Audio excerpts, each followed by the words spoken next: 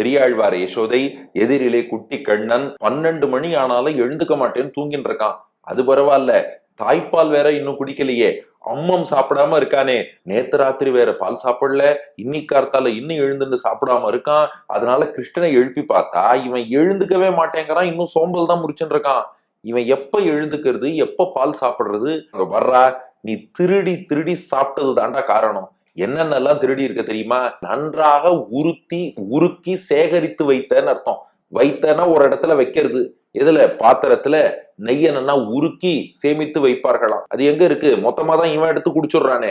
அதனால வைத்த நெய்யும் அதையும் சாப்பிட்டுட்ட. காய்ந்த பாலும், நன்றாக காய்ச்சிய பால், சுண்ட காய்ச்சிய பால், அந்த பாலையும் காய்ந்த பாலும் அடுப்புல வச்சு காய்ச்சிய அந்த பால் அதையும் எடுத்து சாப்பிட்டுடுற. வடி தயிரும், அது என்ன வடி தயிர்னா?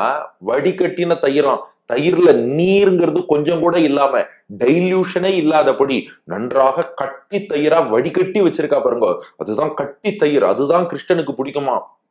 சும்மா இந்த மோர் மாதிரி எல்லாம் இருந்தா பிடிக்காது. மோரார் கூட முருட்டின்னு மோர் இருந்தா உருட்டி விட்டு போயிடுவான்.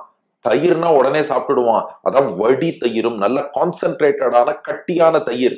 அப்புறம் நறு வெண்ணையும், இந்த வெண்ணெய் இருக்கே, நறுமணம், வெண்ணெய் வாசனை எங்க வந்தாலும் கிருஷ்ணன் அப்படியே மோப்பம் முடிச்சிருவானா. அதான் அதுக்கு மட்டும் நறு வெண்ணையும்.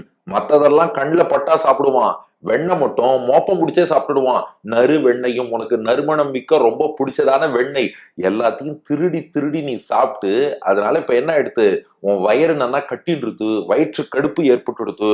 அதனாலதான் அம்மாட்ட பால் குடிக்கணும், அம்மம் சாப்பிடணும், இந்த எண்ணமே இல்லாம நீ பாட்டுக்கு இப்படி படுத்து தூங்கிட்டு இருக்க. அதனாலதான் உனக்கு தாய்ப்பாலே இறங்க மாட்டேங்கிறது போல இருக்கு. இனிமே திருடினா உன்னை தொலைச்சுடுறேன் பார் அப்படின்னா